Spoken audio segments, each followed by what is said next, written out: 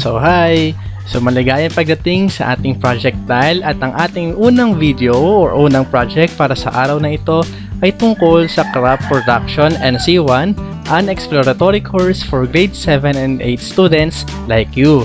So ngayong araw, pag-uusapan natin ang introduction sa horticulture. So yan, timing ngayong pandemic. So welcome po sa ating mga plantitos and plantitas out there. So bago tayo magsimula, ano ba ang ating mga objectives? Ano ba yung mga dapat nating matutunan pagkatapos ng ating aralin? Sige, alamin natin. Una, at the end of the lesson, you should be able to familiarize yourself with the significance of horticulture to our everyday lives and identify the personal entrepreneurial competencies or PECs that should be possessed by successful entrepreneurs like you. Okay po ba? So, let's start our discussion. Okay, so how do you define horticulture? Mayroon ba kayo alam tungkol sa salitang horticulture? Na-encounter nyo na ba siya? Sige, so bigyan ko kayo ng 5 segundo para mag-isip. Your timer starts now.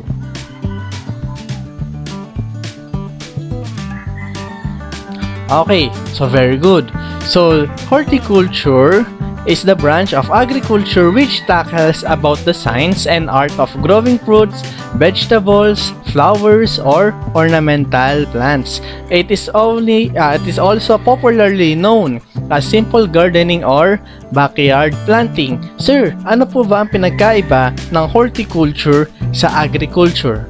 Alam nyo ba? Sige nga, isagot nyo nga. Okay, so very good. Pag sinabing agriculture, ito yung generic term na tumutukoy sa cultivation ng plants and animal farming, while horticulture focus only on the cultivation of flowers, fruits, ornamental plants, etc. etc. Okay po ba? Tungkol lamang siya sa paghahalaman at pagtatanim ng mga crops. So it is also related to crop production. Okay po. So ngayon, na alam nyo na kung ano ang pinagkaiba ng horticulture sa agriculture, let's proceed to our discussion. Okay, so horticulture, it is not only teach you how to beautify the environment, but how the process going and what benefits will you gain from it. Okay, so sa ating klase ngayong araw, hindi lamang kayo tuturuan kung paano ba pagandahin ng ating mga bakuran, di ba? Pagtatanim ng mga halaman, pagtatanim ng mga bulaklak o ng mga crops na pwede natin gamitin sa ating pag-consume ng mga pagkain sa araw-araw. Okay, so tuturuan ko rin kayo kung ano ba yung mga benefits na makukuha ninyo kapag tayo ay naghahalaman. Okay po ba? So, benefits of horticulture. Una, sa health. Ano kaya ang maitutulong ng paghahalaman sa ating kalusugan? Tingnan nga natin. So, one of the obvious health benefits of gardening is the increased intake of fruits and vegetables. So, but the act of the gardening itself is also major health benefit. Okay, so pag tayo ay naghahalaman, meron tayong supply ng ating pagkain, diba? Kapag nagtanim tayo ng sarili nating prutas or gulay, pwede na tayong hindi bumili sa palengke dahil pwede na natin siyang pitasin doon lamang sa ating mga bakuran. Ano pa? Yung paghahalaman o paggagardening ay isang uri ng exercise, di ba? Nababanat ang ating mga katawan, ng ating buto kapag tayo ay naghahalaman o nagtatanim. Okay po. Next, so access to urban gardens and to improve health through nutritious and edible plantings, as well as by getting people outside and promoting more activity in their environment. Okay, so natuturuan din natin ng ating mga kapwa sa labas o sa loob ng bahay na magtanim, di ba? Para din makatulong sa ating paligid, sa ating kapaligiran. Okay? So next po, pangalawa, social well-being. Ano kaya ang naitutulong ng horticulture sa ating social well-being. Okay, tingnan nga natin. So, gardening programs in schools encourages an active lifestyle. So, children also learn leadership, teamwork, communication, and collaboration skills in addition to critical and creative thinking. So, marami palang may naitutulong ang gardening sa ating mga mag-aaral na kagaya ninyo. Okay, so sa critical thinking, tinuturuan kayo ng garden kung paano magplano, 'di ba? Ano ba yung pinaplano natin sa gardening? Kung gaano kalaki ang lupa, gaano kalaki ang pagtataniman natin, 'di ba? Ano yung mga itatanim natin, paano natin siya itatanim, paano natin siya aalagaan, gaano katagal aalagaan. 'Di ba? Napaprocess yung ating isipan kung paano ba yung mga do's and don'ts sa pagtatanim. And then, natuturuan din tayo nito kung paano natin mas lalong papagandahin ang ating kapaligiran. Okay po ba? Natuturuan din kayo kung paano maging isang leader.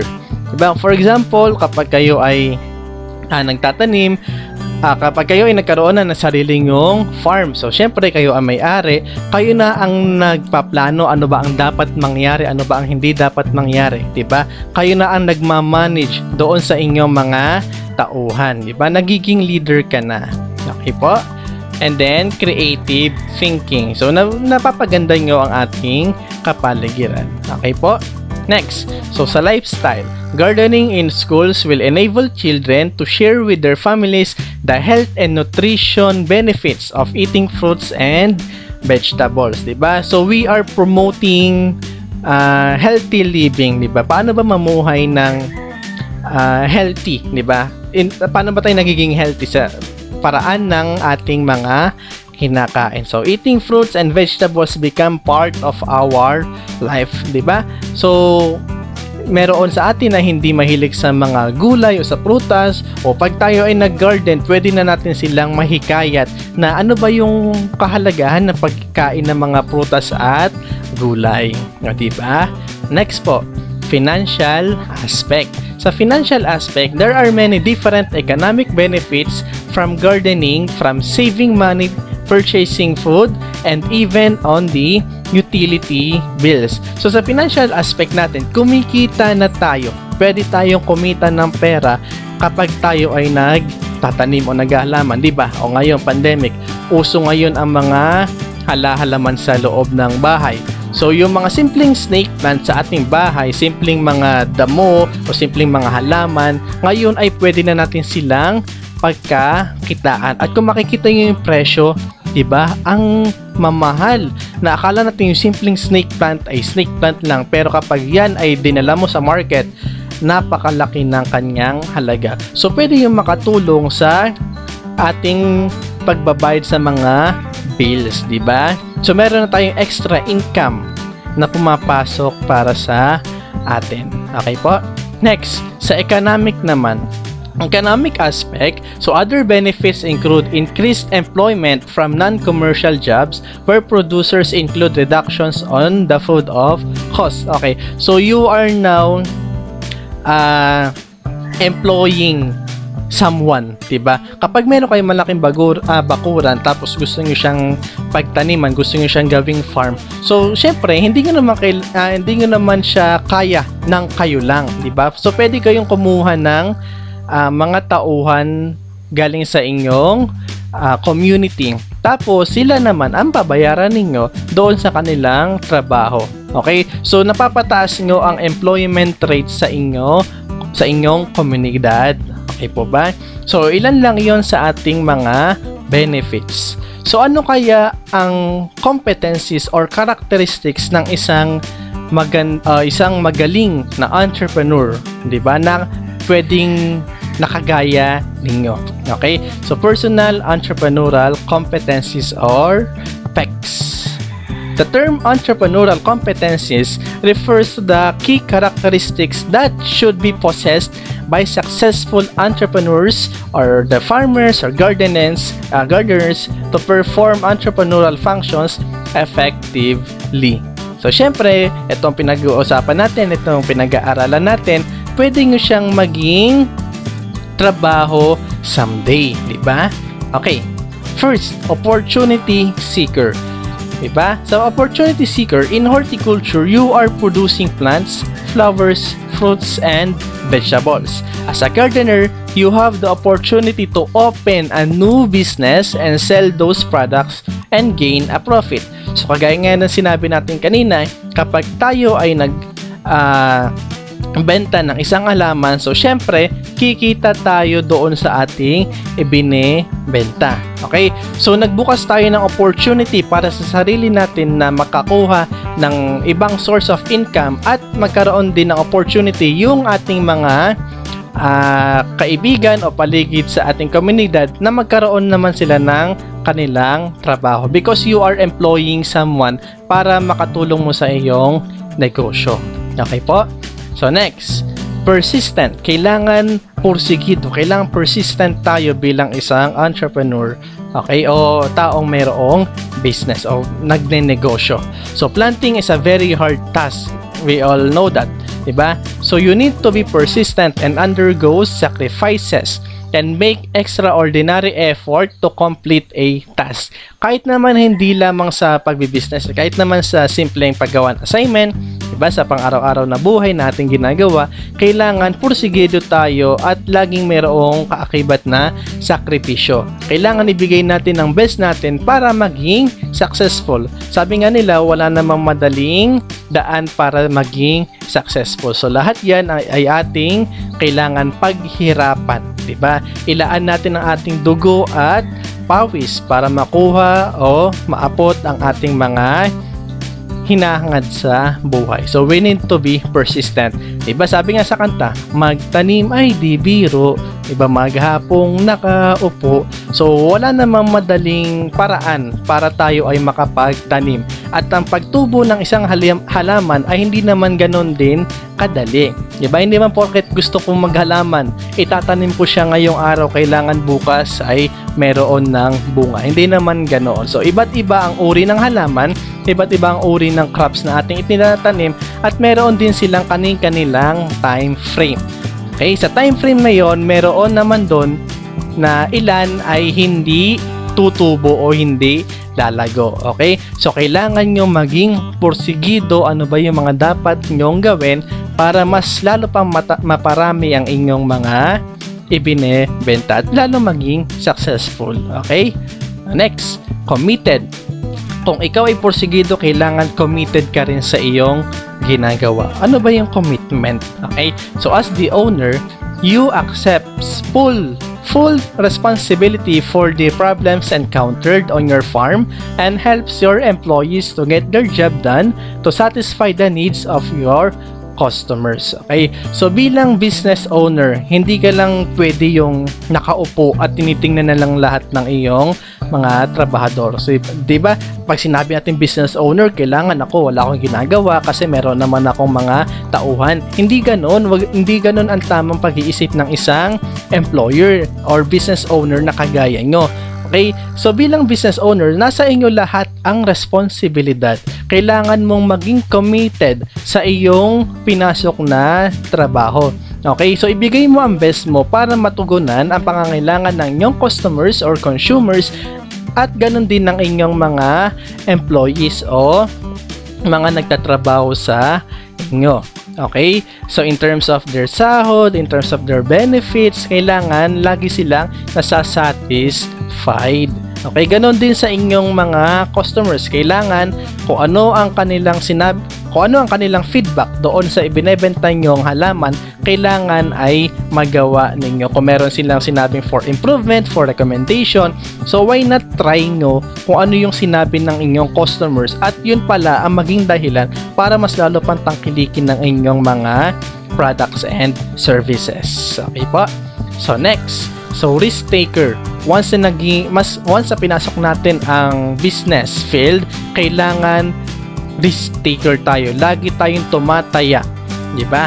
So there are many hindrances before you succeed. All you need to do is to take a risk and be persistent in solving the problems on your farm or garden. Halimbawa, ngayon, ano na ba ngayon? October.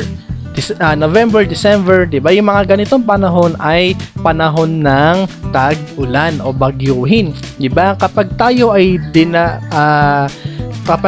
nagkaroon ng bagyo at lahat ng halaman natin ay dumapa at nasira, bilang business owner, bilang farmer, ano ang dapat nating gawin? Hahayaan na lang ba natin ang ating mga halaman na mamatay? So, syempre, hindi. So, gagawa tayo ng paraan paano ba tayo makaka-recover doon sa bagyo na dumating, 'di ba? Kung lahat ng halaman natin ay namatay, so syempre wala tayong magagawa. So kailangan ulit nating magtanim ng panibagong halaman at magantay ulit ng oras hanggang sa ito ay mamunga at lumago. So bilang business owner, nandiyan ang mga risks, nandiyan ang mga hindrances, ay yung mga sagabal sa ating paglago, sa ating pagiging successful. So kailangan natin maging pursigido dahil ito ang ating pinasok, di ba? Kailangan maging committed. Okay? So yun lang, ilan lang yun sa mga characteristics na kailangan meron tayo bilang employer or business owner. Okay? So it's quiz time. Okay. So for our question, why do you think plants should be cultivated? Bakit kailangan natin sila itanim? Okay, so you have 15 seconds to answer. Your timer starts now.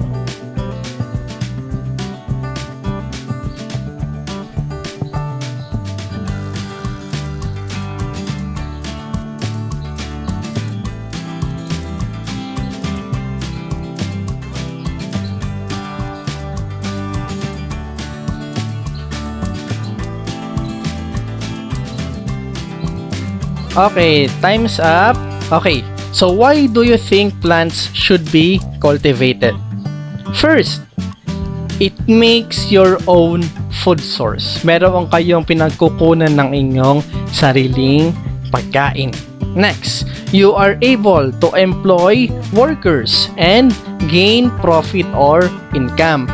Kapag tayo ay naghalaman, syempre, hindi lamang siya bilang food source natin, kailangan tayo ay pumapasok din sa market para magkaroon ng benta. Okay?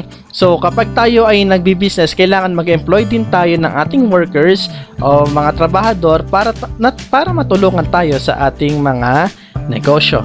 Okay? Next, it helps our environment and planet because plants absorb carbon dioxide and releases oxygen, which as humans and animals need to breathe, diba? So nakakatulong yan sa ating kapaligiran. And last one is it helps to clean our water. Kapag meron tayong halaman sa ating paligid, syempre natutulungan natin ng kapaligiran, natutulungan din tayo ng ating mga ipinatanim.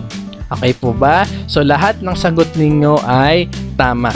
So very good.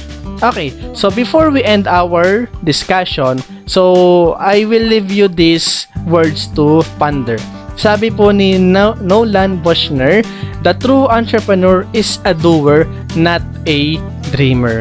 So lahat ay ginagawa, hindi lamang tayo nangangarap. Okay, sabi nga sa kasabihan, nasa Diyos ang awa, nasa tao ang gawa. So yun lamang po ang ating discussion para ngayong araw. So welcome po sa Projectile, to immerse oneself in lifelong education. So goodbye po!